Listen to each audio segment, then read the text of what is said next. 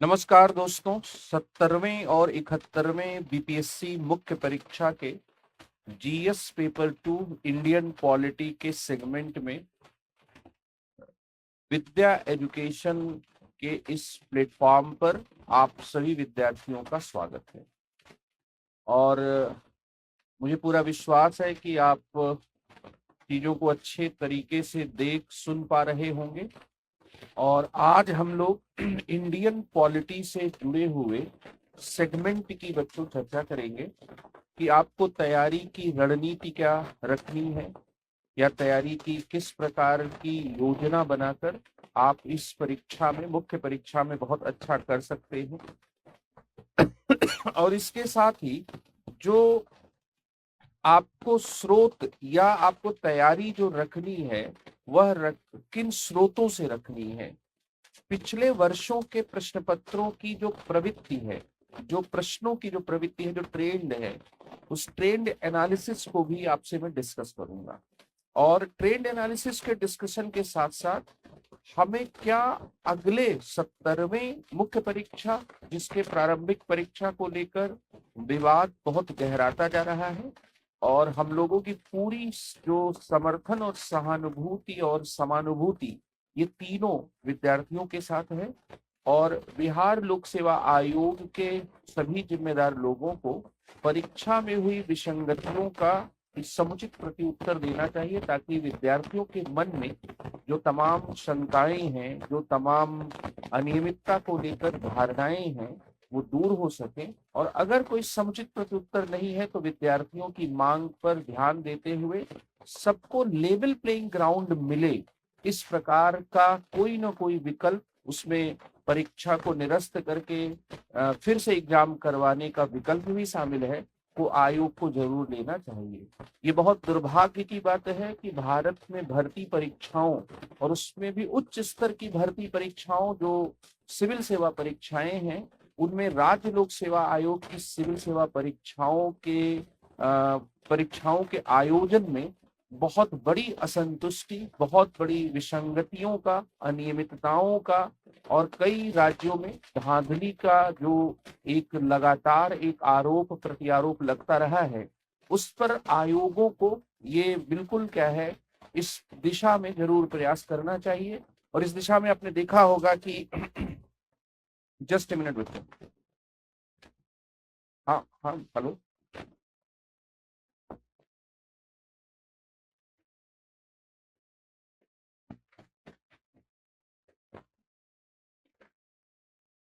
Hello, बहुत noise आ रहा है, प्लीज।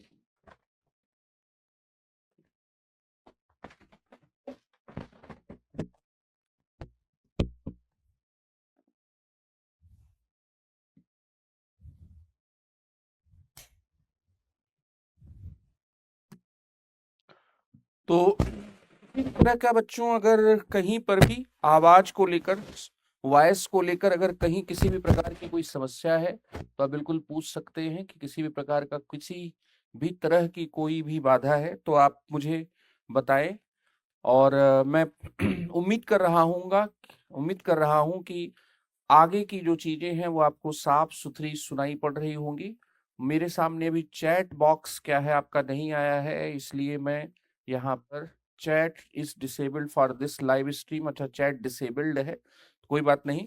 तो मैंने जैसा आपसे कहा बच्चों की इस पूरे उहापोह के समय में, जबकि 70वीं बीपीएससी का प्रीलिम्स का आयोजन हो चुका है और 70वीं बीपीएससी के प्रीलिम्स के आयोजन के साथ साथ जो मुख्य परीक्षा की तैयारी करें या फिर से परीक्षाओं के लिए जो विसंगतियों का, जो अनियमितताओं का या सबको लेवल प्लेइंग ग्राउंड नहीं मिलने की जो बातें तमाम विद्यार्थियों के मन मस्तिष्क में बैठ गई हैं, उनको कैसे दूर किया जाए, इन सब को लेकर तमाम चीजें हैं।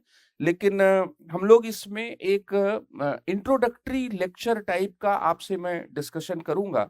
और इंट्रोडक्टरी लेक्चर में कुछ बातें आपसे जो डिस्कशन की होंगी उनको मैं यहाँ पर आपसे शेयर करूंगा। तो बच्चों, मैं यहाँ पर बीपीएससी के लिए जो आपसे बीपीएससी के कॉन्टेक्स्ट में जो एक आपकी स्ट्रैटेजी जो होनी चाहिए, जो आपका एक दृष्टिकोण होना चाहिए तैयारी का, वो क्या होना चाहिए, इस दिशा में मैं आपसे बात करूंगा। और सबसे पहले बच्चों यहाँ पर हम लोग ये देखेंगे कि बीपीएससी की जो रिक्वायरमेंट है वो दूसरे एग्जामिनेशन से कैसे अलग है, इस चीज को हम लोग देखेंगे। तो हम लोग यहाँ पर बीपीएससी के कॉन्टेक्स्ट में क्या चर्चा करेंगे सबसे पहले इस बिंदु को देखते हैं। तो बीपीएससी मुख्य परीक्षा जो है, बिहार पब्लिक सर्विस कमीशन की जो मुख्य परीक्षा है, और उसमें हम लोग 70वीं और 71वीं इन दोनों पर थोड़ी चर्चा करेंगे। यहां पर हम लोग जीएस पेपर टू के भारतीय राज व्यवस्था वाले खंड के बारे में, भारतीय जो राज व्यवस्था का खंड है, इसके बारे में चर्चा करने जा रहे हैं। भारतीय राज व्यवस्था या इंडियन पॉलिटी का जो ये पेपर टू का सेगमेंट है, ये 1/3 अंकों की दृष्टि से 1/3 भूमिका और भारांश रखता है, और इसके साथ ही अपनी गत्यात्मकता में, अपने डायनामिज्म में यह बहुत ही क्या है, अलग तरह की चुनौती रखता है और यूपीएससी के डायनामिज्म को मैच करता है। जो संघ लोक सेवा आयोग में सिविल सेवा मुख्य परीक्षा का जो डायनामिज्म है, प्रश्नों को पूछने का जो तरीका है, बीपीएससी उसको मैच करती है। और इसलिए तमाम जो लोक सेवा आयोग हैं, चाहे उत्तर प्रदेश लोक सेवा आयोग हो या फिर राजस्थान पब्लिक सर्विस कमीशन का पॉलिटी का क्वेश्चन पेपर हो, उससे बीपीएससी का जो क्वेश्चन पेपर है वो बहुत ही क्लियरली क्या है, बहुत अच्छे लेवल का क्या है प्रश्न है। तो एक तो क्या है कि एक तो हम लोग यहाँ पर ये देखेंगे कि इसका भारांश जो है, वो भारांश या जो वेटेज है, वह वेटेज इतना महत्वपूर्ण है कि आप इसको कभी भी क्या है नेग्लेक्ट करके या कम पढ़ के नहीं जा सकते हैं, नंबर एक बात। दूसरी बात यहां पर यह है कि जो प्रश्नों की प्रकृति है, वो जो ट्रेंड है, वो नेचर जो है, और नेचर से जो ट्रेंड बनता है उस प्रकृति को हम लोग देखेंगे। प्रश्नों की प्रवृत्ति जो है, उस प्रवृत्ति को भी, और कितना आवृत्ति है प्रश्नों में, किस सेक्शन से, किस खंड से प्रश्नों की आवृत्ति है, जो ट्रेंड है, उस ट्रेंड को थोड़ी पकड़ने की कोशिश करेंगे। इसके साथ ही यहाँ पर कि आपको किन चीजों को, आपको यहाँ पर किन चीजों को परामर्श के लिए किन चीजों को आपको कंसल्ट करना चाहिए, कौन सी आपकी सजेस्टेड रीडिंग्स होनी चाहिए। तो यहाँ पर बच्चों जो आपकी अनुशंसित पुस्तकें हैं, सजेस्टेड जो रीडिंग्स हैं, वे सजेस्टेड रीडिंग्स क्या है, अनुशंसित पुस्तकें क्या हैं, क्या हो सकती हैं। इसके साथ ही अनुशंसित पुस्तकें या नोट्स या गाइड आपके लिए क्या हो सकता है। और इन सब के अलावा जो बहुत महत्वपूर्ण बात है वो ये है कि आप अपने उत्तर लेखन को कैसे बेहतर करें, उत्तर लेखन के बिंदु पर आपको क्या ध्यान रखना है, इन सब बातों पर मैं आपसे चर्चा करूंगा। जहां तक भारांश की बात है, तो बीपीएससी या किसी भी सिविल सेवा परीक्षा में इंडियन पॉलिटी का जो वेटेज है, वह वेटेज बहुत निर्णायक होता है, बहुत ही निर्धारक होता है। संघ लोक सेवा आयोग में तो पूरा प्रश्न पत्र 2 जो मुख्य परीक्षा का है, वह सामान्य अध्ययन के अंतर्गत भारतीय राज्य व्यवस्था, संविधान, सामाजिक न्याय, शासन, गवर्नेंस और अंतर्राष्ट्रीय संबंधों से मिलकर बनता है। बीपीएससी में थोड़ा अंतर यह है कि बीपीएससी में जो इंटरनेशनल रिलेशंस के करंट के क्वेश्चंस हैं, वो करंट अफेयर्स के भीतर आ जाते हैं, और इंटरनेशनल रिलेशन को यहाँ पर यूपीएससी की तरह पेपर 2 के साथ जोड़कर नहीं देखा गया है। लेकिन जो प्योर इंडियन पॉलिटी के या इंडियन पॉलिटी के जो क्वेश्चंस होते हैं बीपीएससी के, उनका प्रश्नों का स्तर, उनका विश्लेषण परक या उनका समीक्षात्मक दृष्टिकोण, उनकी गत्यात्मकता, उनकी प्रासंगिकता, ये सब बहुत संदर्भों में, बहुत आयामों में बिहार पब्लिक सर्विस कमीशन के एग्जाम को अलग बनाती है। अब यहां पर बच्चों क्या है, जो भारांश है, तो जीएस पेपर 2 में अगर हम लोग देखें तो जितने भी सेक्शंस हैं, जिस पेपर 2 में जितने भी सेक्शन हैं, उसमें राज व्यवस्था का जो सेक्शन है, वह राज व्यवस्था का सेक्शन 1/3 है। और ये दरअसल क्या है, ओल्ड, जो हम लोग कह सकते हैं कि जो ओल्ड आईएएस का पैटर्न था 2013 के पहले के, उस पैटर्न को क्या है फॉलो करता है। क्योंकि हम लोगों ने इस पैटर्न में भी बच्चों को गाइड किया है, इसलिए हमें पेपर 2 की चुनौतियां पूरी तरह से क्या है पता है।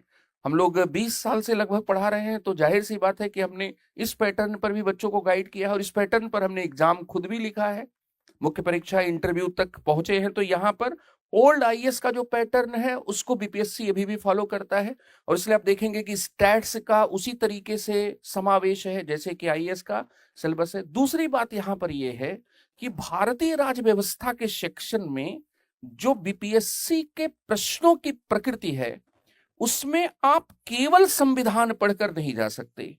अगर आप केवल संविधान पढ़कर प्लेन कॉन्स्टिट्यूशन की रीडिंग लगाकर और तैयारी करके जाते हैं तो यह तैयारी कभी भी समुचित और पर्याप्त नहीं होगी।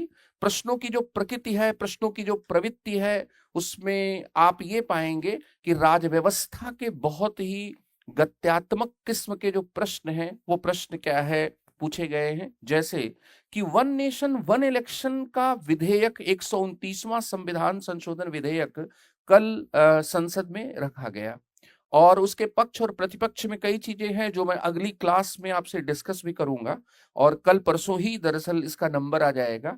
लेकिन आप गौर करेंगे बीपीएससी ने, अगर मैं ठीक याद कर रहा हूं तो बीपीएससी ने 69th बीपीएससी में ही वन नेशन वन इलेक्शन के एक सवाल को पूछ लिया था। तो बीपीएससी के क्वेश्चंस की अगर प्रकृति को आप देखेंगे तो इलेक्शन रिफॉर्म पर, चुनाव सुधार पर प्रश्न पूछा गया, और चुनाव सुधार पर प्रश्न अगर way one nation one election पर पूछ सकते हैं तो इलेक्टोरल बॉन्ड पर भी पूछ सकते हैं। इसके साथ ही चुनाव में जाति की भूमिका पर भी प्रश्न पूछ सकते हैं, चुनाव में धर्म की भूमिका पर पूछ सकते हैं, चुनाव में पैसे की भूमिका पर सवाल पूछ सकते हैं। इस तरह से क्या है, तो प्रश्नों की प्रकृति केवल संविधान पढ़कर क्या है संविधान तक सीमित नहीं है। प्रश्नों की जो प्रकृति है वह राज व्यवस्था तक विस्तारित है। इसलिए प्रश्नों की प्रकृति एस्थेटिक नहीं है, स्टैटिक नहीं है। प्रश्न बीपीएससी में क्या है, दरअसल गत्यात्मक प्रकृति के हैं, और ये जो गत्यात्मक प्रकृति के जो प्रश्न हैं बच्चों, वो प्रश्न दरअसल राज व्यवस्था से जुड़े हुए हैं। मैं आपकी जानकारी के लिए बताना चाहता हूं कि राज व्यवस्था जो पॉलिटिकल सिस्टम का संक्षेप है, पॉलिटी जिसको कहते हैं, पॉलिटी पॉलिटिकल सिस्टम का संक्षेप रूप है। और जब आप सिस्टम के बारे में पता करते हैं या सिस्टम को पढ़ना चाहते हैं तो सिस्टम को पढ़ना दरअसल एक बहती हुई नदी के पानी को समझना है, पानी को देखना है, ऑब्जर्व करना है और उस पर उत्तर देना है।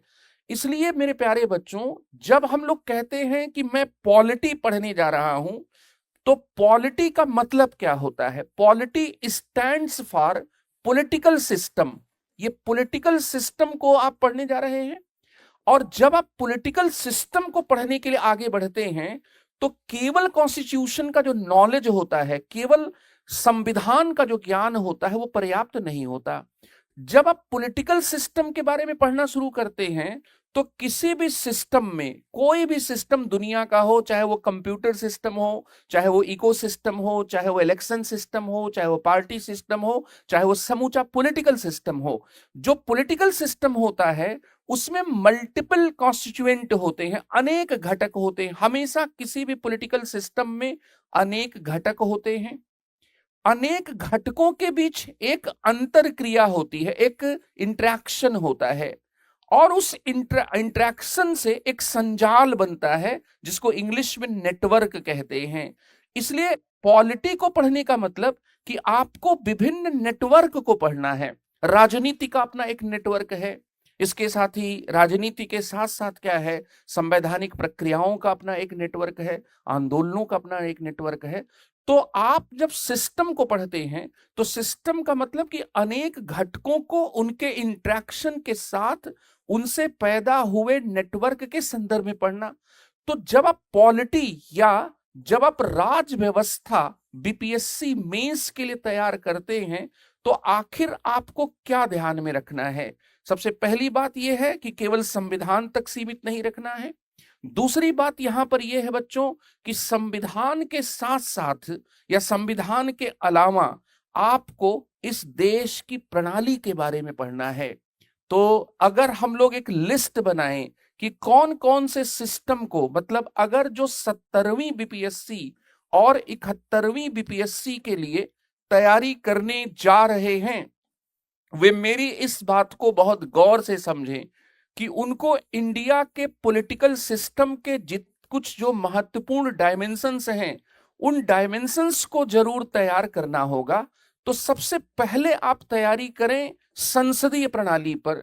संसदीय प्रणाली पर जितने भी प्रकार के प्रश्न बनते हैं, उन प्रश्नों को आप तैयार कर डालें, क्योंकि हमारे देश में जो सिस्टम अपनाया गया है वह पार्लियामेंट्री सिस्टम अपनाया गया है। तो पॉलिटिकल सिस्टम को तैयार करने का मतलब यह है, पॉलिटी को तैयार करने का मतलब यह है कि आप पार्लियामेंट्री सिस्टम को तैयार कर लें। पार्लियामेंट्री सिस्टम को जैसे ही आप तैयार करेंगे तो आपको यहां पर 67th बीपीएससी के उस क्वेश्चंस को करने में कहीं भी समस्या नहीं होगी, या बीपीएससी के उस क्वेश्चन को करने में कहीं भी समस्या नहीं होगी जिसमें यह कहा गया है कि भारतीय संसद प्रभुता संपन्न निकाय नहीं है। तो पहला काम, जो लोग मुख्य परीक्षा देने जा रहे हैं, जो लोग भी ऐसा सोच रहे हैं कि उनका पेपर अच्छा हुआ है या पेपर अगर फिर से भी होगा तो वह क्या है, आप उनमें अच्छा करेंगे, तो सबसे पहले संसदीय प्रणाली के 4-5 प्रकार के जो प्रश्न हैं, जैसे कि भारत में संसद की जो संवैधानिक स्थिति है वह संवैधानिक स्थिति किस प्रकार की है, इसके साथ ही भारत में संसदीय प्रणाली में राज्यसभा की भूमिका एक दूसरे सदन के रूप में, क्या वो एक स्कूटर की स्टेपनी जैसी है, क्या वो एक स्टेपनी है जिसकी कभी कभी जरूरत होती है, या उसकी कोई जबरदस्त और जोरदार भूमिका है। तो यहाँ पर राज्यसभा की भूमिका क्या है, राज्यसभा और लोकसभा की शक्तियों के अंतर, तुलनात्मक अध्ययन, उनकी समानताओं को आप जान लें। भारत की संसदीय प्रणाली का जो पतन हुआ है हाल के वर्षों में, और संसद जो भारत में बहुत कमजोर हुई है, उस संसदीय विपथगमन के यूपीएससी के पुराने जमाने वाले जो क्वेश्चन है उस क्वेश्चन को आप तैयार कर लें। तो इस तरह से आप संसदीय प्रणाली के, इसके अलावा जो संसदीय प्रणाली है वह संघात्मक प्रणाली के साथ मिलकर कैसे कमजोर होती है, इस बात को भी आप देख लें। और क्या भारत की संसदीय प्रणाली में प्रधानमंत्री प्रणाली का परिवर्तन हो चुका है, और क्या प्रधानमंत्री प्रणाली के सारे दोष संसदीय प्रणाली में शामिल हो चुके हैं। तो अगर यहां पर आप देखें तो जैसे यहां पर पूछा गया कि भारत में संसद प्रभुता संपन्न निकाय नहीं है, तो ये संसद की संवैधानिक स्थिति पर सवाल है, तो आप इसको क्या है तैयार कर लें। फिर इसके साथ ही बच्चों राज्यसभा की जो भूमिका है द्वितीय सदन, संघात्मक सदन के रूप में, उसको तैयार कर लें। फिर इसके साथ ही भारत में संसदीय प्रणाली का जो पतन हुआ है, पतन का, विपथगमन का, या संसद के पूरी दुनिया में कमजोर होने के कॉन्टेक्स्ट में जो एब्रेशन आया है इंडिया के भी पार्लियामेंट्री सिस्टम में, आप उसको तैयार कर लें। तो पहला काम है बच्चों संसदीय प्रणाली पर 5-7 प्रकार के जो सवाल हैं उन सवालों को तैयार करें। दूसरा काम है बच्चों कि आपको फेडरल सिस्टम को भी, उस पर भी ध्यान रखना चाहिए। और भारत की संघात्मक प्रणाली पर जो क्वेश्चन है बच्चों, वो आईएएस में भी, ये सवाल आईएएस में इस प्रकार के भी सवाल पूछे जाते हैं, यूपीपीसीएस में भी पूछे जाते हैं, और आईएएस और यूपीपीसीएस के अलावा इस प्रकार के जो क्वेश्चन हैं वो बीपीएससी में भी पूछे जाते हैं। तो पार्लियामेंट्री सिस्टम के 5-6 प्रकार के सवाल तैयार कर लें। संघात्मक प्रणाली या जो फेडरल सिस्टम है बच्चों, इस फेडरल सिस्टम के भी आप जितने प्रकार के सवाल हैं वो सवाल तैयार कर लें। जैसे यूएस और इंडिया के कंपैरिजन को यूपीपीसीएस में पूछा गया, यूएस और इंडिया के कंपैरिजन को प्रीलिम्स में यूपीएससी ने पूछा, आप भी तैयार कर लें।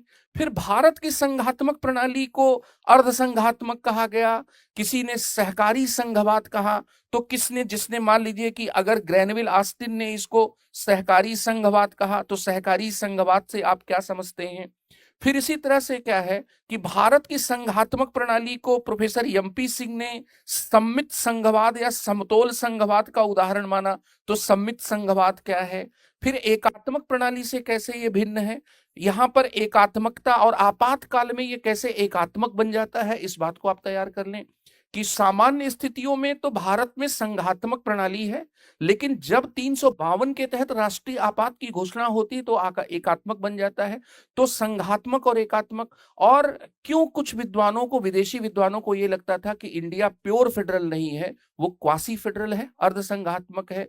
क्यों केसी व्हीयर को ऐसा लगा? तो ये अर्ध संघात्मक। मतलब आपको यहां पर फिर इसके साथ ही बीपीएससी केवल यही तक सीमित नहीं रहेगा, बीपीएससी संघात्मक व्यवस्था के तनाव पर जाएगा और फिर कक्षा 11 की एनसीईआरटी को आधार बनाकर एक अच्छे उत्तर की आपसे अपेक्षा करेगा कि जीएसटी को लेकर जो तनाव है, चुनाव सुधार को लेकर जो अभी वन नेशन वन इलेक्शन में जो इलेक्टोरल जो रिफॉर्म हो रहा है, उस इलेक्टोरल रिफॉर्म के संदर्भ में एक ऑब्जेक्शन जो पॉलिटिकल पार्टीज और उनके लीडर्स का आया है, वह ऑब्जेक्शन यह है कि जो ये वन नेशन वन इलेक्शन है, इंडिया के फेडरल सिस्टम को कमजोर करता है। तो election and federal system, election and federal system and parliamentary system, federal system and emergency, federal system and GST, federal system and article 356 राज्यपाल राष्ट्रपति का शासन, ये सब आप तैयार करेंगे। तो वित्तीय ढांचे से कैसे संबंधित है, फेडरल सिस्टम में किस प्रकार से केंद्र शासित जो प्रदेश हैं उनको लेकर जो झगड़े हुए हैं, या जम्मू कश्मीर में 2019 के बाद जो परिवर्तन हुआ, राज्य का दर्जा छीन कर उसे केंद्र शासित प्रदेश बना दिया गया। तो आपको क्या है, संघात्मक प्रणाली, दो सिस्टम तो बच्चों ये जबरदस्त तरीके से तैयार कर लेना है। और अभी से आपको बता रहा हूं, इस पर एक सवाल आपको 70वीं और 71वीं बीपीएससी में अवश्य मिलेगा। क्यों मिलेगा? क्योंकि अपना देश क्या है, संसदीय संघात्मक प्रणाली है। संसदीय संघात्मक प्रणाली में अगर अपना देश चलता है तो जाहिर सी बात है कि बिहार पब्लिक सर्विस कमीशन में पदाधिकारी बनने वाले बच्चे को संसदीय संघात्मक प्रणाली के जो अस्थैतिक पक्ष हैं और जो गत्यात्मक किस्म के कारक जो उसको तनाव में लाते हैं, उन दोनों के बारे में पता होना चाहिए। तो इस तरह से क्या है कि बीपीएससी के लिए यहाँ पर 70वीं और 71वीं बीपीएससी के लिए इंपॉर्टेंट जो मेंस के जो क्वेश्चंस होंगे, जो टॉपिक्स होंगे, वो टॉपिक्स भी आपको मैं बता रहा हूं प्रश्नों की प्रकृति और प्रवृत्ति के विश्लेषण के संदर्भ में। तीसरी जो इंपॉर्टेंट बात है बच्चों, वो है कि क्या आपको इलेक्शन सिस्टम तैयार करना चाहिए? Yes, you must go for the election system, because हमारे देश में अभी वन नेशन वन इलेक्शन का मुद्दा बहुत गरमाया हुआ, और बीपीएससी ने तो पिछली बार पूछ लिया, अब वो थोड़ा क्वेश्चन को चेंज करेगा, इलेक्शन सिस्टम एंड गवर्नेंस। क्योंकि election system one nation one election के फेवर में गवर्नमेंट की तरफ से कल जो पीआईबी पर कंटेंट इशू किया गया है, जो प्रेस इंफॉर्मेशन ब्यूरो में जो विधेयक के पक्ष में जो बातें आई हैं, उसमें पहला पॉइंट क्या है? पहला पॉइंट है गवर्नेंस का, कि अगर वन नेशन वन इलेक्शन आता है, जिससे हमारी जो गवर्नेंस है वो गवर्नेंस क्या हो जाएगी? अच्छी हो जाएगी। नंबर 1 बात, इससे हम फाइनेंशियल जो बर्डन है, उस फाइनेंशियल बर्डन से क्या है, कम हो जाएंगे। पॉलिसी में कंटिन्यूटी आएगी। इस तरह से 7, 8, 10 पॉइंट आपको बताऊंगा। दूसरी तरफ जो इसके विरोधी हैं, जैसे इसके जो विरोधी हैं, गोगोई साहब जो आसाम के एक सांसद हैं, उन्होंने एक बात कही।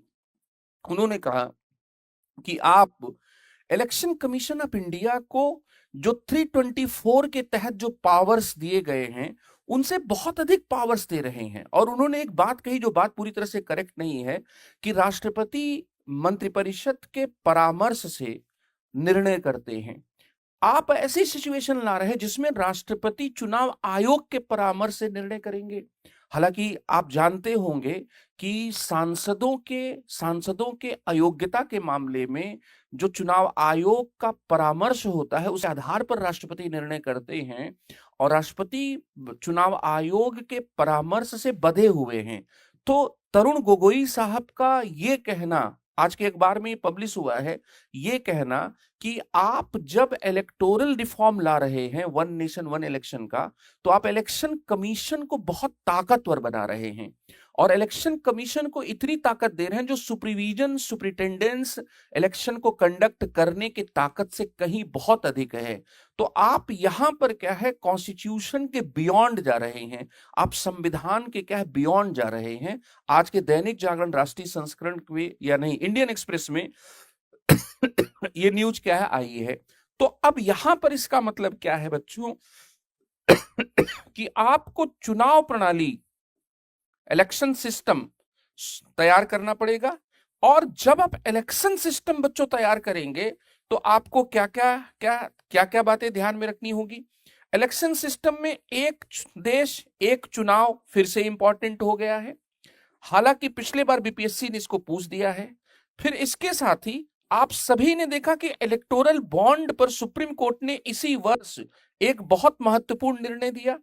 भारत में चुनावों में खर्च होने वाला जो पैसा है वो 4,000 करोड़ के आसपास भारत के आम चुनावों में सरकार खर्च करती है। लेकिन कुल मिलाकर एसएम कुरैशी साहब, जो चीफ इलेक्शन कमिश्नर रहे भारत के इलेक्शन कमीशन ऑफ इंडिया के, बहुत ही प्रोमिनेंट कमिश्नर रहे हैं, उन्होंने ये कहा एक आर्टिकल में कि देश में 60,000 करोड़ रुपए इलेक्शन के दौरान खर्च होते हैं। वे कहते हैं कि ये बात बहुत अच्छी है, क्योंकि पॉलिटिकल पार्टी और पॉलिटिशियन कम से कम इलेक्शन में पैसा खर्च करते हैं जो लोगों तक पहुंचता है, लेकिन पैसा खर्च करके इलेक्शन जीतने की प्रवृत्ति अच्छी नहीं है।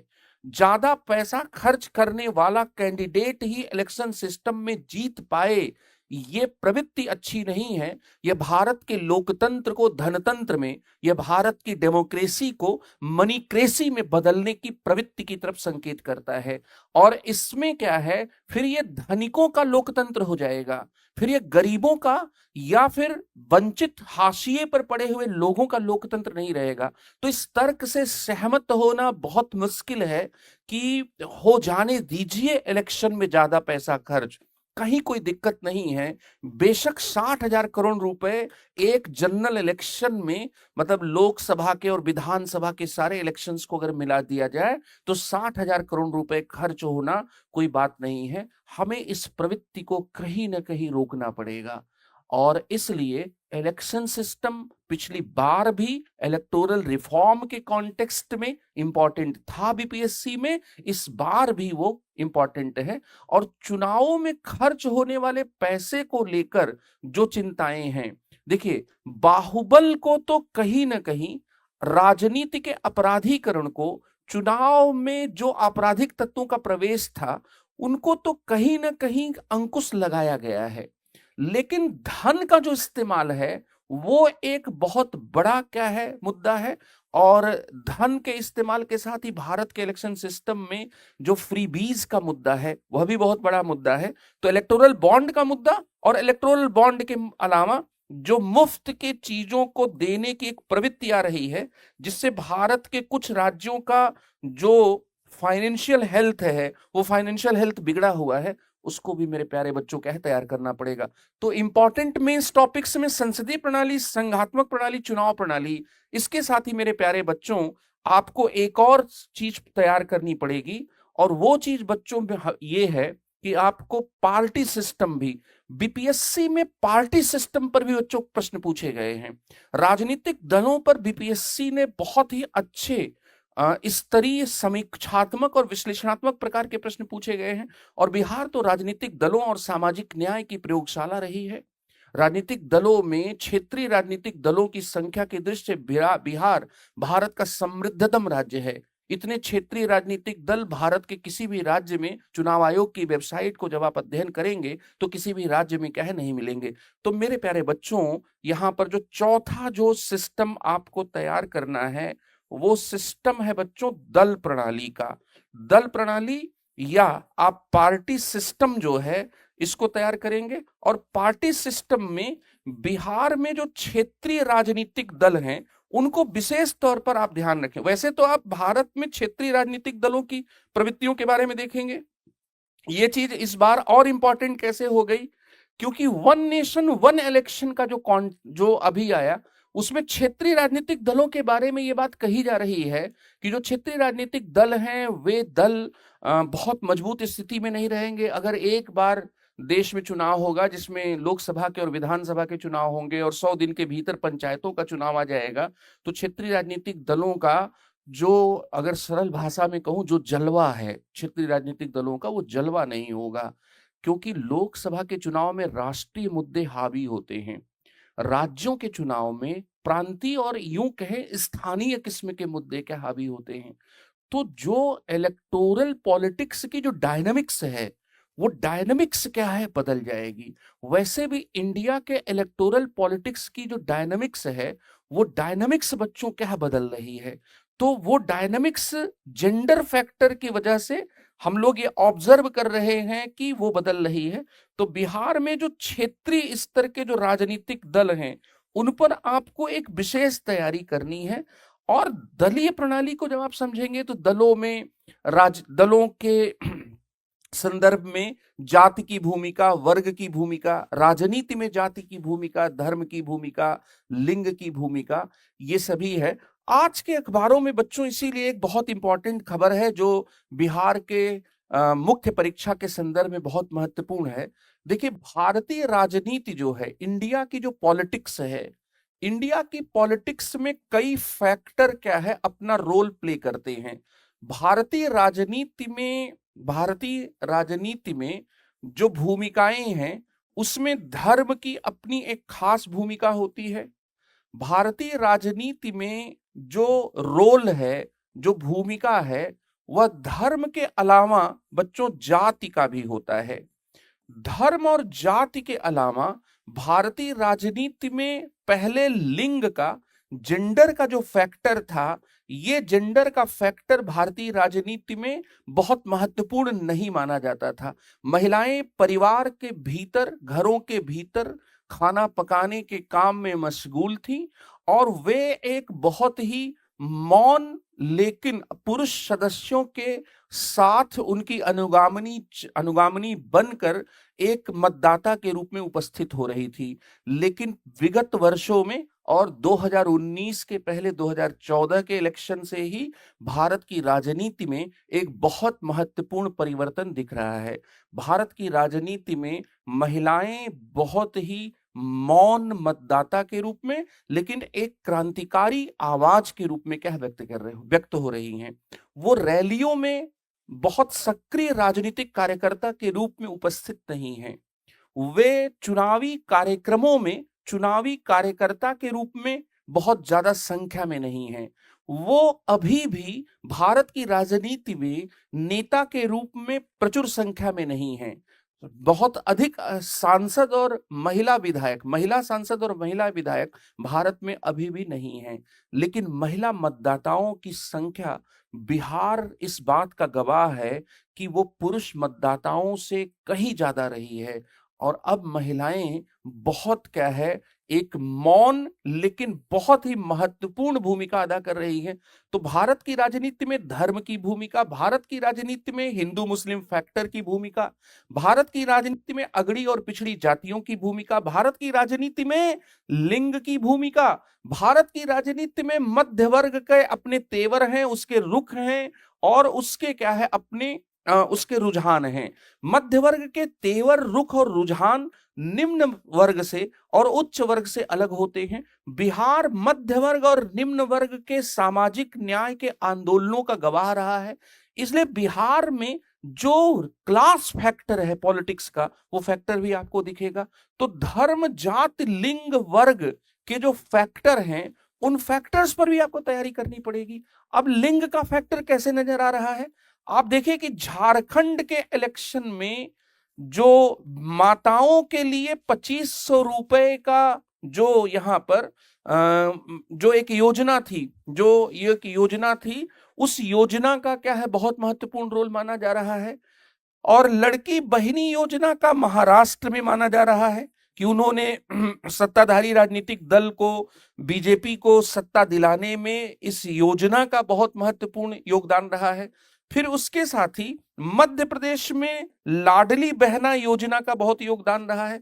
इसका मतलब कि महिलाएं जो हैं वो दरअसल अफर्मेटिव एक्शन की उस पॉलिटिक्स से ज्यादा प्रभावित हो रही हैं।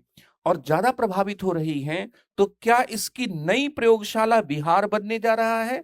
संभवतः हाँ, इसकी नई प्रयोगशाला बिहार बनने जा रहा है।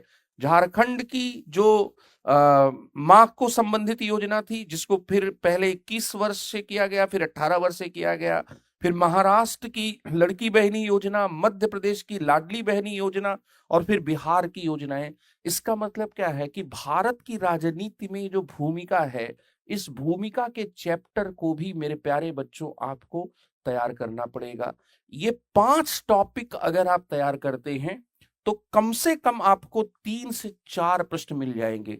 मैं उन 8 नंबर और 7 नंबर के प्रश्नों की भी बात कर रहा हूं, और मैं वो 19 नंबर के ज्यादा बड़े प्रश्नों की भी बात कर रहा हूं, और वो मैं 38 नंबर के दैत्याकार प्रश्नों की भी क्या है बच्चों बात कर रहा हूं।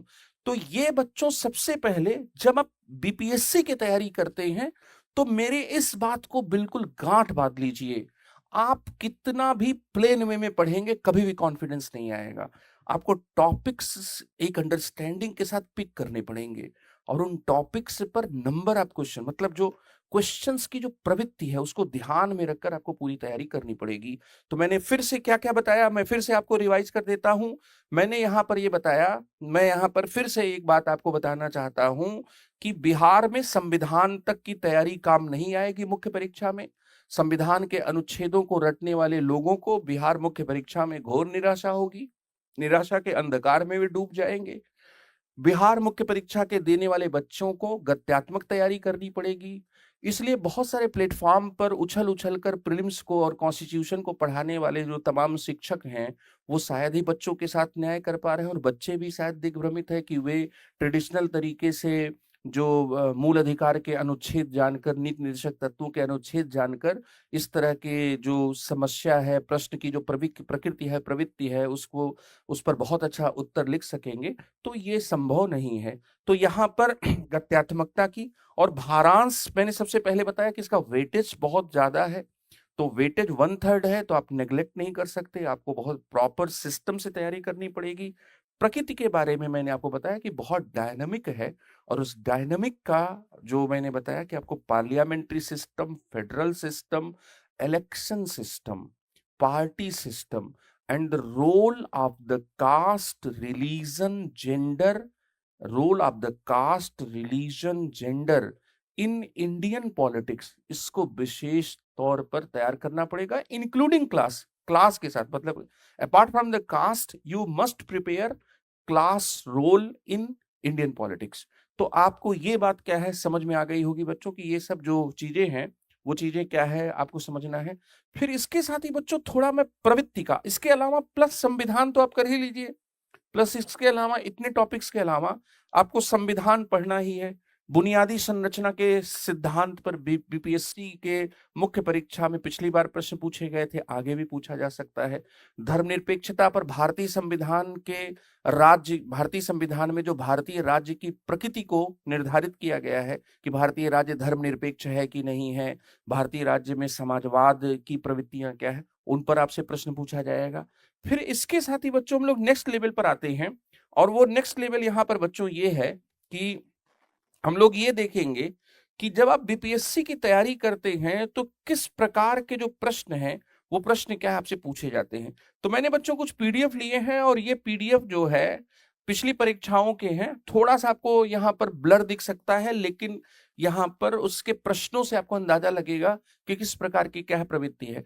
भारतीय संसद स्वायत्त विधानमंडल नहीं है, इसकी शक्तियां विशाल तो हैं पर असीम नहीं है।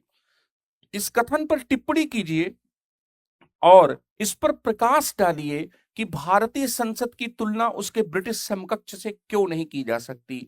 जाहिर सी बात है बच्चों कि अगर किसी ने पार्लियामेंट्री सिस्टम को बहुत अच्छे तरीके से तैयार किया है, जो उस पर 4-6 प्रकार के प्रश्न बनते हैं, अगर वो उसको तैयार कर रहा है, तो इंडिया के पार्लियामेंट्री सिस्टम के मॉडल को वह ब्रिटिश पार्लियामेंट्री सिस्टम के मॉडल के कंपैरिजन से भी देखेगा।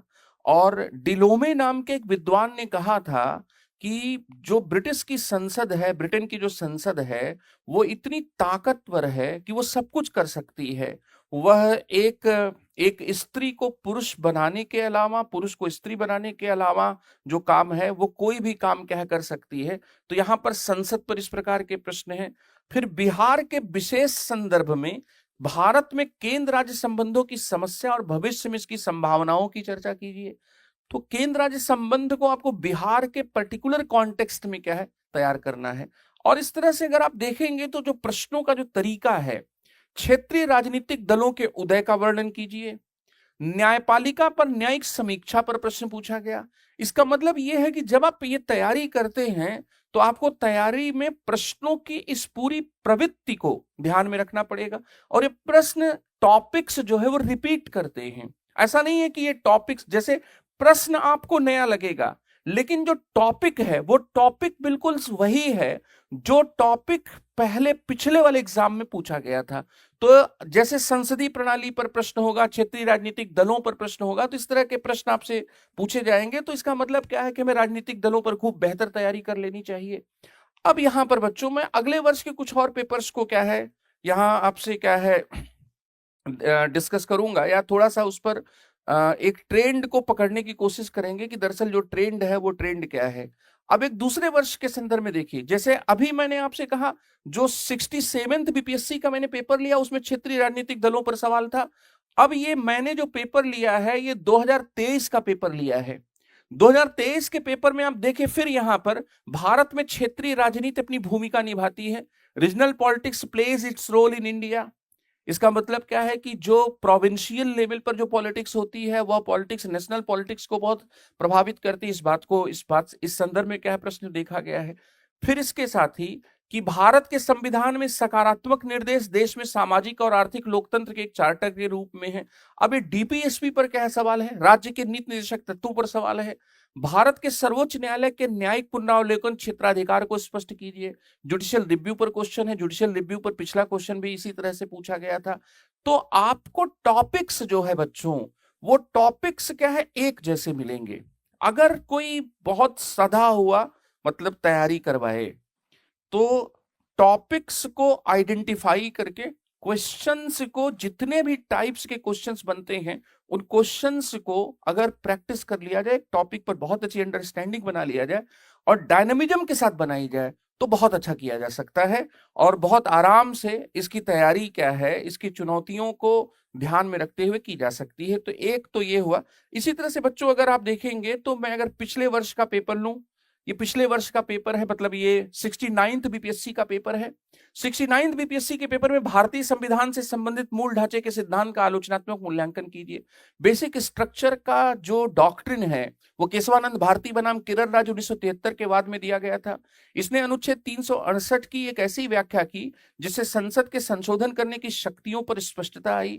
भारत की संसद भारत के संविधान के किसी भी भाग का संशोधन कर सकती है लेकिन वह आधारभूत ढांचे को नहीं बदल सकती। आधारभूत ढांचे के निश्चित तत्वों को नहीं बताया गया। आधारभूत ढांचे को केस टू केस के संदर्भ में निर्धारित करने की बात कही गई। आधारभूत ढांचा मोटे तौर पर भारतीय संविधान की प्रस्तावना में जिन सिद्धांतों, जिन आदर्शों को शामिल किया गया है उनको क्या है, उनको स्पष्ट करता है। तो आधारभूत ढांचे का जो प्रश्न है वह कैसे न्यायिक समीक्षा को एक बहुत महत्वपूर्ण शक्ति के रूप में स्थापित कर देता है। कैसे भारत का सर्वोच्च न्यायालय आधारभूत ढांचे के सिद्धांत के प्रतिपादन के बाद विश्व का सबसे सर्वोच्च न्यायालय, विश्व का सबसे ताकतवर न्यायालय बनकर स्थापित होता है। इवन अमेरिका के भी सर्वोच्च न्यायालय की तुलना में भारत का जो सर्वोच्च न्यायालय है वह ज्यादा ताकतवर या ज्यादा शक्तिशाली न्यायालय है। ये सब बातें आपको यहां पर कोरिलेट करनी पड़ेंगी। और सिर्फ केशवानंद भारती के केस से ही काम नहीं चलेगा, आपको इंदिरा गांधी और राजनारायण केस की भी चर्चा करनी पड़ेगी, आपको मिनर्वा मिल के केस की भी चर्चा करनी पड़ेगी, आपको बुम्बई के केस की भी चर्चा करनी पड़ेगी। और न्यायिक समीक्षा के जो नए केसेज हैं जैसे कि आपको आईआर कोहिलो के केस की चर्चा करनी पड़ेगी, सबरीमला के केस की चर्चा करनी पड़ेगी। और अभी न्यायिक समीक्षा के संदर्भ में एक बहुत महत्वपूर्ण निर्णय मुंबई के बिल्डिंग एसोसिएशन के द्वारा बिल्डिंग एसोसिएशन के मामले में दिया गया, आपको उसके भी चर्चा करनी पड़ेगी। तो इसलिए मेरे प्यारे बच्चों इस तरह के जो सवाल आते हैं वो सवाल बहुत अच्छे सवाल हैं। फिर देखिए यहाँ पर एक और सवाल है कि क्या आर्थिक रूप से पिछड़े वर्ग हेतु आरक्षण तर्कसंगत है, टिप्पणी कीजिए। ईडब्ल्यूएस के रिजर्वेशन के जस्टिफिकेशन पर सवाल यूपीएससी ने भी नहीं पूछा। अब मैं आपको ये बताना चाहता हूं कि गोरखपुर का एक गैर सरकारी संगठन है जनहित अभियान। जनहित अभियान ने ईडब्ल्यूएस रिजर्वेशन को सुप्रीम कोर्ट में चैलेंज किया। ईडब्ल्यूएस रिजर्वेशन को जनहित अभियान नामक एनजीओ ने, गैर सरकारी संगठन ने जब चुनौती दी, उसके चुनौती दे दिए जाने के कई आधार हैं। पहला आधार तो यह है कि यह भारत के संविधान में जो सोशल जस्टिस और अफर्मेटिव एक्शन की जो पॉलिसी है, उस अफर्मेटिव एक्शन की पॉलिसी के अगेंस्ट है। भारत का संविधान केवल पिछड़ों को सामाजिक न्याय का हक देता है या सामाजिक न्याय की बात करता है, या आर्थिक रूप से कमजोर वर्गों के लिए सामाजिक न्याय की बात नहीं करता है। ईडब्ल्यूएस रिजर्वेशन भारतीय संविधान के बुनियादी ढांचे का भी क्या है, बुनियादी ढांचे के विरोध में है। और ईडब्ल्यूएस रिजर्वेशन मंडल कमीशन के, मंडल आयोग के ऊपर, मंडल आयोग के सिफारिशों के आधार पर जो ओबीसी रिजर्वेशन दिया गया, उस ओबीसी रिजर्वेशन के मामले में इंदिरा साहनी वाद में 50% आरक्षण दिए जाने की जो सीमा निर्धारित की गई, उस सीमा को भी, उस सीमा के बियॉन्ड जाता है। तो मैं ये सब डिटेल्स आपको इसलिए बता रहा हूं क्योंकि ईडब्ल्यूएस रिजर्वेशन को लेकर कॉन्स्टिट्यूशनल या लीगल क्वेश्चंस भी इंडिया में रेज किए गए। और apart from the constitutional and legal question, you will find there are some political narratives are also lies in India. भारत में कुछ पॉलिटिकल नैरेटिव्स भी आए, जैसे स्टॉलिन, तमिलनाडु के मुख्यमंत्री हैं एमके स्टॉलिन ने ईडब्ल्यूएस रिजर्वेशन को सही नहीं माना। उनके कई बार विचार इस रूप में व्यक्त हुए कि भारत का संविधान केवल पिछड़ों को आरक्षण प्रदान करता है, केवल बैकवर्डनेस के लिए रिजर्वेशन प्रोवाइड करता है, और हमारी अफर्मेटिव एक्शन की जो पॉलिसी है वो केवल पिछड़ों के संदर्भ में होनी चाहिए। लेकिन इंडिया के कॉन्स्टिट्यूशन के आर्टिकल 16(4) या आर्टिकल्स को एक्सप्लेन करते हुए भारत के सर्वोच्च न्यायालय ने कहा कि भारत के संविधान में कहीं पर भी आर्थिक रूप से कमजोर वर्गों के लिए सकारात्मक कार्रवाई या सामाजिक न्याय की नीतियों को लागू करने के संदर्भ में कहीं कोई रोक नहीं है। इसलिए भारत का संविधान केवल पिछड़ों को ही आरक्षण का ही प्रावधान नहीं करता, भारत का संविधान कमजोर लोगों को भी आरक्षण दिए जाने का प्रावधान करता है। जनहित अभियान बनाम भारत संघ के 2019 के बाद में भारत के उच्चतम न्यायालय ने यह निर्णय दिया। इसलिए जब उच्चतम न्यायालय ने इसको जस्टिफाई कर दिया तो आपको उसके बियॉन्ड या उसके अगेंस्ट जाने की शायद ही जरूरत है, क्योंकि वहां पर भी एक लॉजिक आया। वो लॉजिक क्या आया कि whether the policy of the social justice and the affirmative action, ये केवल और केवल क्या है, सोशियो एजुकेशनली बैकवर्ड क्लास के लिए है, ये इकोनॉमिकली वीकर सेक्शन के लिए भी है। तो सुप्रीम कोर्ट ये कहता है कि इकोनॉमिकली वीकर सेक्शन के लिए भी है। तो बहुत अच्छा सवाल है, बहुत अच्छा प्रश्न है। इस प्रकार के प्रश्न जब पूछे जाते हैं तो इसका मतलब ये है कि बीपीएससी का अपना एक डायनेमिज्म है, तो ऐसे प्रश्नों को भी तैयार करना पड़ेगा। जैसे अभी हाल के कुछ महीने पहले ही एक बहुत इंपॉर्टेंट डिसीजन आया शेड्यूल्ड कास्ट के भीतर क्रीमी लेयर की अवधारणा को लागू किए जाने के संदर्भ में। पहले हम मानते थे कि जो दलित हैं, जो अनुसूचित जातियां हैं, वो अनुसूचित जातियां एक होमोजेनस क्लास है। मतलब हम लोग ये कहेंगे कि ये कास्ट पूरी पिछड़ी है, सामाजिक दृष्टि से पिछड़ी है, शैक्षिक दृष्टि से पिछड़ी है। इसलिए दलित जातियों के भीतर हमें किसी सब क्लासिफिकेशन की आवश्यकता नहीं है। हालांकि हम ओबीसी के भीतर हम सब क्लासिफिकेशन कर रहे हैं। बिहार में एमबीसी किया जा रहा है, ईबीसी किया गया गवर्नमेंट ऑफ इंडिया के द्वारा। इसलिए सब classification, quota within quota, उपवर्गीकरण, ये रिजर्वेशन की बेनिफिशरीज की पॉलिसीज के संदर्भ में हम ओबीसी पर लगा रहे थे। सुप्रीम कोर्ट ने अभी कहा कि यह शेड्यूल्ड कास्ट पर भी लगेगा, जिसका राजनीतिक दलों ने विरोध किया। तो मेरे अनुसार जो सुप्रीम कोर्ट का ये डिसीजन है, वो डिसीजन को आधार बनाकर इस बार आपको तैयारी रखनी पड़ेगी। संविधान की संशोधन प्रक्रिया का आलोचनात्मक वर्णन कीजिए। संविधान संशोधन प्रक्रिया की शुरुआत संसद के किसी भी सदन से हो सकती है, पहली बात तो ये है। संविधान संशोधन की प्रक्रिया में राष्ट्रपति को अनुमति देनी ही पड़ती है, राष्ट्रपति इसको पुनर्विचार के लिए नहीं भेज सकते। संविधान संशोधन की प्रक्रिया को ऐसे संशोधन जो भारत के संविधान के भारत के संविधान में कुछ ज्यादा महत्वपूर्ण परिवर्तन करते हैं, उनमें विशेष बहुमत की आवश्यकता होती है। संविधान संशोधन के कुछ ऐसे प्रावधान हैं जिसमें आप जानते होंगे जहां पर राज्यों की शक्तियों पर प्रभाव पड़ता है, जो संघात्मक ढांचे से संबंधित है, वहां कम से कम आधे राज्यों के समर्थन की जरूरत होती है। तो इसका मतलब ये है कि अगर हम थोड़ी अच्छी तैयारी करें तो ऐसे स्टैटिक क्वेश्चंस को तो चुटकियों में हल किया जा सकता है।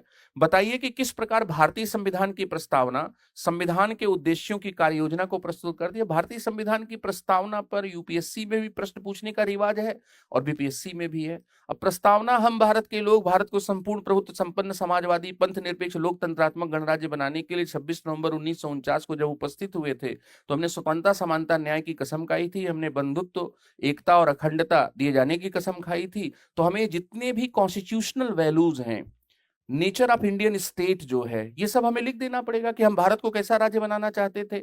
हम भारत को संपूर्ण प्रभुत्व संपन्न समाजवादी पंथ निरपेक्ष लोकतंत्रात्मक गणराज्य बनाना चाहते थे। हमने ये क्या है, हमने प्रस्तावना में ये लिखा, संशोधन करके जो कसर थी हमने 42वें संविधान संशोधन के द्वारा जोड़ दिया। तो what would be the nature of the Indian state? Nature of the Indian state is determined by the preamble of the Indian constitution. Indian constitution के प्रियम्बल से इसको क्या है, इसको निर्धारित किया जाता है। And what should be the constitutional values and ideals for the Indian people. Bharat के लोगों के लिए कौन से कॉन्स्टिट्यूशनल वैल्यूज और कॉन्स्टिट्यूशनल प्रिंसिपल्स होने चाहिए। तो हमें स्वतंत्रता चाहिए, हमें समानता चाहिए, न्याय चाहिए, एकता, अखंडता, बंधुत्व, ये सब मूल्य हमारे समाज के लिए जरूरी है। तो ये सब उद्देश्य थे। इन उद्देश्यों को हासिल करने के लिए हमने एक कार्य योजना बनाई और कार्य योजना बनाए जाने के संदर्भ में ही हमने केंद्र को ज्यादा शक्तियां दी। ग्रेनविल ऑस्टिन अपनी किताब Indian constitution corner stone of a nation में लिखते हैं कि भारत के संविधान को 3 उद्देश्यों को हासिल करने के लिए बनाया गया। भारत का संविधान राष्ट्रीय एकता और अखंडता को हासिल करना चाहता है, भारत का संविधान सामाजिक न्याय स्थापित करना चाहता है, भारत का संविधान लोकतंत्र को स्थापित करना चाहता है। तो यहां पर इस बात को हम लिख देंगे। जातीय जनगणना किस प्रकार से बिहार की राजनीति को प्रभावित करेगी। तो बच्चों, जातीय जनगणना भारत की राजनीति को जिस स्तर पर प्रभावित करेगी, जिस तरीके से प्रभावित करेगी, उसी तरीके से बिहार की राजनीति को भी प्रभावित करेगी। जातीय जनगणना होने के बाद हमें जातियों से संबंधित आंकड़े प्राप्त होंगे। जातियों से संबंधित आंकड़े के प्राप्त होने के बाद कौन से लोग ज्यादा पिछड़े हैं, कौन से लोग संपन्न हैं, इसका निर्धारण किया जा सकेगा। इसलिए अफर्मेटिव एक्शन और सोशल जस्टिस की पॉलिसी को तय करने में इससे मदद मिलेगी और ये पूरे भारत भर में मिलेगी। दूसरी बात यहां पर यह है कि जो जातीय जनगणना है, उस जनगणना के संदर्भ में एक नेगेटिव पॉइंट भी कहा जाता है कि भारत के समाज में पहले से ही जाति के स्तर पर विभाजन मौजूद है। अब ये जाति के स्तर पर जो विभाजन मौजूद है, वो विभाजन जो है जातीय जनगणना के होने के बाद बहुत तीखा हो जाएगा। एक और बात है कि हम अभी भी सोशल जस्टिस और अफर्मेटिव एक्शन, या हम अभी भी रिजर्वेशन देने के लिए कास्ट को ही एकमात्र क्राइटेरिया या एक महत्वपूर्ण क्राइटेरिया के रूप में प्रयोग क्यों करें। हम परिवार के आधार पर भी सामाजिक न्याय और सकारात्मक कार्रवाई, आरक्षण जैसे उपाय कर सकते हैं। हमारे पास नेशनल फैमिली हेल्थ सर्वे के आंकड़े हैं और हमें प्रत्येक परिवार के बारे में वस्तुस्थिति पता लग चुकी है, या हम वस्तुस्थिति का पता लगा सकते हैं कि किस परिवार के पास क्या उसके आर्थिक हालात हैं, क्या पिछड़ापन है, किस प्रकार की कमजोरियां हैं। तो ऐसी स्थिति में राम सिंह बनाम भारत संघ के वाद में जो ये कहा गया था कि अगर हम जाति आधारित आरक्षण की परिपाटी को आगे बढ़ाते हैं तो बहुत से ऐसे वनरेबल क्लास हैं, बहुत से ऐसे वंचित तबके हैं, बहुत से ऐसे संवेदनशील वर्ग हैं जिनको हम सामाजिक न्याय के दायरे में नहीं ला पाएंगे। जैसे हिजड़ों की कोई जाति तय करना बहुत मुश्किल है। अब अगर मान लीजिए हम ट्रांसजेंडर्स या हिजड़ों के लिए कुछ सरकार के द्वारा कोई उपाय किया जाता है या रिजर्वेशन पॉलिसी को इंप्लीमेंट किया जाता है तो हम कभी भी नहीं कर पाएंगे। इसलिए ये आपको समझना पड़ेगा कि जातीय जनगणना के बेनिफिशरीज को डिसाइड करने में, पब्लिक पॉलिसी की मेकिंग में, इन सब में उसका इंपैक्ट तो है, उसका पॉजिटिव इंपैक्ट है, लेकिन हमें केवल जाति तक सीमित नहीं रहना चाहिए। और जातियां भारत में बहुत बड़ा विभाजन पैदा करती हैं। जातियों के आधार पर भारत में अभी भी एक क्या है, ऊंच नीच का भाव मौजूद है। इसलिए और जाति का जो राजनीतिकरण हुआ है वो भी एक भारत में एक बहुत बड़ा फैक्टर है। राजनीति में केवल जातिवाद ही नहीं है, जातियों का राजनीतिकरण भी हुआ है। रजनी कोठारी ने ये बात कही।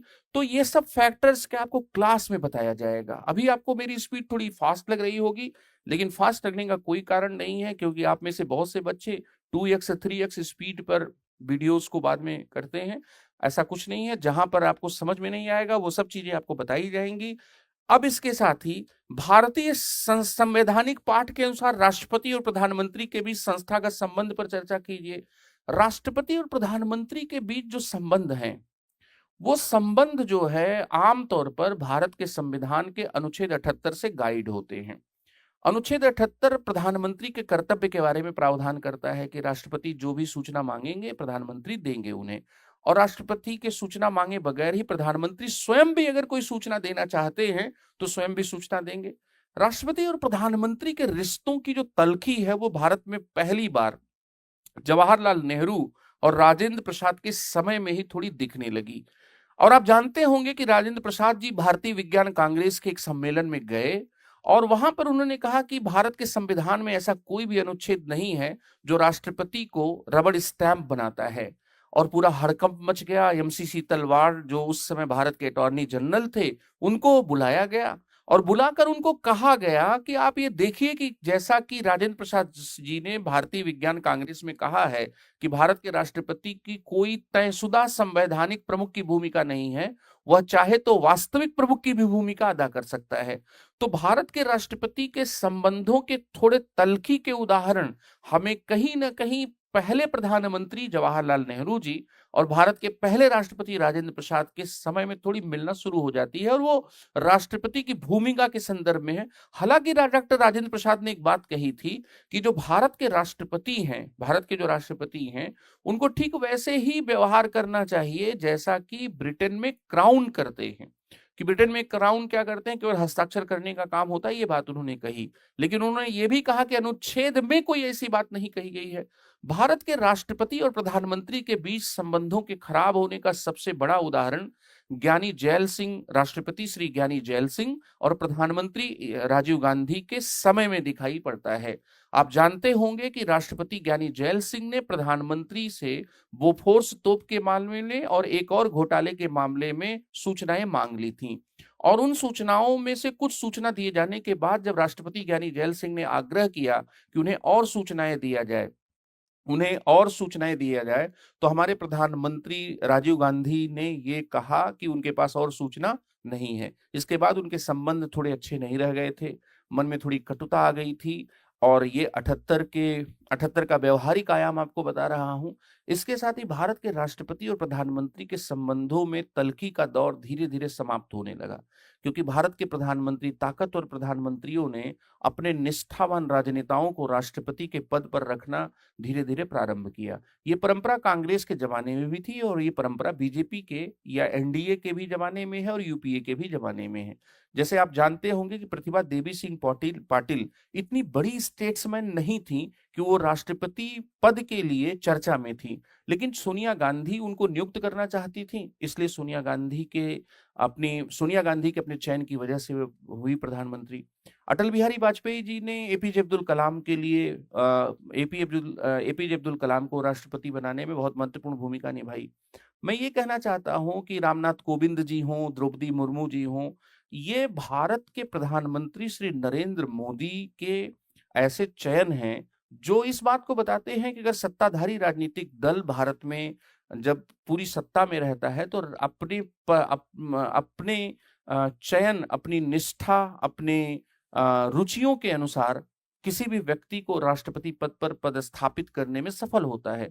इसलिए आप ये देखेंगे कि राष्ट्रपति के पद पर अब वो तनाव नहीं दिखता, जो तनाव पहले के दिनों में क्या है दिखता था। तो ये सब बातें आपको बताई जाएंगी।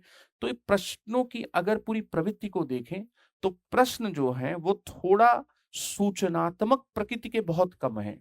बीपीएससी के जो प्रश्न हैं बच्चों, वो सूचनात्मक प्रकृति के नहीं हैं। बीपीएससी के प्रश्न थोड़े एनालिटिकल हैं, बीपीएससी के प्रश्न थोड़ा रेलेवेंट हैं, थोड़ा जो घटनाएं हो रही हैं उनसे क्या जुड़े हुए हैं। तो इसमें आपकी टीचिंग ऐसी होनी चाहिए जो इस डिमांड को पूरा कर सके। और मैं आपको बिल्कुल आश्वस्त करता हूं, जो हम लोगों से पहले से पढ़ चुके हैं या जानते होंगे कि हम लोग मुख्य परीक्षा में इस प्रकार का मार्गदर्शन देने के लिए उस चुनौती को हमेशा से स्वीकार करते रहे हैं। विद्या एजुकेशन के प्लेटफॉर्म पर भी इस चुनौती को हम लोग स्वीकार करते हैं और बहुत अच्छे आपको गाइडेंस का क्या है, बहुत अच्छे तरीके से गाइडेंस का प्रॉमिस किया जाता है। तो मैंने आपको प्रकृति बता दी, प्रवृत्ति बता दी, अनुशंसित पुस्तकें क्या है। तो देखो बच्चों, एक राजस्थान हिंदी ग्रंथ अकादमी से किताब आती है, रूपा मंगलानी मैम ने लिखा है, भारतीय शासन और राजनीति। ठीक है, तो ये रूपा मंगलानी की जो किताब है राजस्थान हिंदी ग्रंथ अकादमी से, ये बीपीएससी मेंस के लिए बहुत ही शानदार किताब साबित होगी। अगर ये किताब मिलने में दिक्कत होती है तो चौधरी और कुमार की ओरिएंट्स मैन ब्लैक स्वान से एक किताब आती है। ये किताब दिल्ली विश्वविद्यालय के तमाम प्रोफेसर के लेखों, तमाम प्रोफेसर्स के लेखों का संकलन है और इसका जो प्रीफेस है, ये प्रोफेसर एमपी सिंह ने लिखा है। ये किताब चौधरी और कुमार की जो किताब है उसका नाम है भारतीय शासन और राजनीति। इनमें से कोई भी किताब, आइदर वन आर टू, इनमें से कोई भी किताब आप ले सकते हैं और उस किताब को आप मुख्य परीक्षा के लिए बहुत ही सफिशिएंट पाएंगे। और एक बहुत लोकप्रिय किताब है लक्ष्मीकांत जी की, वो प्रीलिम्स के लिए अब उपयोगी रह गई है, मुख्य परीक्षा में उस किताब से ज्यादा काम नहीं चल पाएगा। वैसे आपको बीपीएससी के लिए हमेशा जो करंट है, जो करंट अपडेट्स हैं, उनको भी करना पड़ेगा। तो करंट अपडेट्स में अपार्ट फ्रॉम द न्यूज़पेपर तो आपको कवर करना ही करना है। इंडियन एक्सप्रेस, द हिंदू का एआई आने के बाद आपको हिंदी वर्जन बहुत आसानी से मिल जा रहा है और बहुत अच्छा अनुवाद मिल रहा है। लेकिन इसके साथ ही बच्चों एक पीआरएस की वेबसाइट है, मैं इस वेबसाइट को बच्चों आपको दिखा देता हूं। पीआरएस की जो वेबसाइट है, उस पीआरएस की वेबसाइट को आप यहां पर यूज कर सकते हैं। और पीआरएस की जो वेबसाइट है वो बच्चों कॉन्स्टिट्यूशन पॉलिटी की तैयारी के लिए बहुत ही बेस्ट वेबसाइट है। ये हिंदी में भी है बच्चों, तो हिंदी वाले वर्जन को भी आप यूज कर सकते हैं।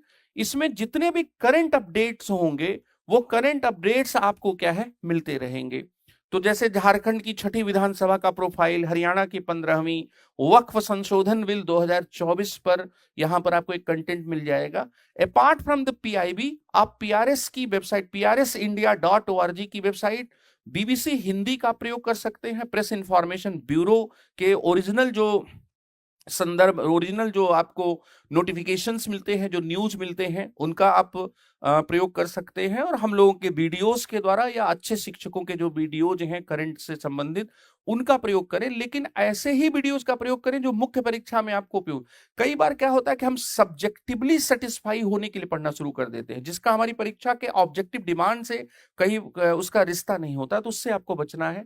तो यहाँ पर बच्चों इस तरह की जो चीजें हैं आप शामिल कर सकते हैं। तो पीआरएस को आप अपने बीपीएससी पॉलिटी में प्रयोग कर सकते हैं। रही बात उत्तर लेखन की, तो उत्तर लेखन के संदर्भ में practice makes a man perfect. और हम लोगों ने इस बार विद्या एजुकेशन का प्रयास है कि बीपीएससी के एक बहुत शानदार टेस्ट सीरीज को आयोजित कराया जाए। और उस टेस्ट सीरीज में जो एक अलग पॉइंट होगा, वो अलग पॉइंट ये होगा कि आपको मॉडल आंसर्स के साथ साथ जो आपके डाउट्स होंगे, उन डाउट्स को क्लियर करने के लिए गूगल मीट के माध्यम से या फिर जो और कम्युनिकेशन के माध्यम है उनके माध्यम से, जूम मीटिंग के माध्यम से आपसे बात करके उस पर समुचित उत्तर भी दिया जाएगा कि आप क्या करें। मतलब अपार्ट फ्रॉम द जो रीडिंग, जो राइटिंग, जो इंस्ट्रक्शंस होंगे, उन इंस्ट्रक्शंस के अलावा आप ओरल इंस्ट्रक्शंस भी क्या है ले सकते हैं। तो इस तरह से बीपीएससी मुख्य परीक्षा में भारतीय राज्य व्यवस्था के सेगमेंट को इस तरीके से आप तैयारी क्या कर सकते हैं। और आज मैं इस सेशन में इतना ही डिस्कस करूंगा। कल वाले सेशन में मैं आपसे आगे के संसदीय प्रणाली से जुड़े हुए टॉपिक की भी चर्चा करूंगा और 1-2 दिन के भीतर वन नेशन वन इलेक्शन पर एक बहुत ही बहुआयामी एक ऐसा क्लास का आयोजन होगा जिससे आप बीपीएससी के सभी तरह के प्रश्नों का उत्तर देने में सफल होंगे, संतुष्टदायक आश्वस्तकारी उत्तर लिखने में आप सक्षम होंगे। इन्हीं विचारों के साथ, इन्हीं वक्तव्य के साथ आज की कक्षा यहीं पर समाप्त होती है। आशा ही नहीं, पूरा विश्वास है कि आपको क्लास से एक डायरेक्शन मिला होगा और ये डायरेक्शन आपको आगे भी मिलता रहेगा। बहुत बहुत धन्यवाद।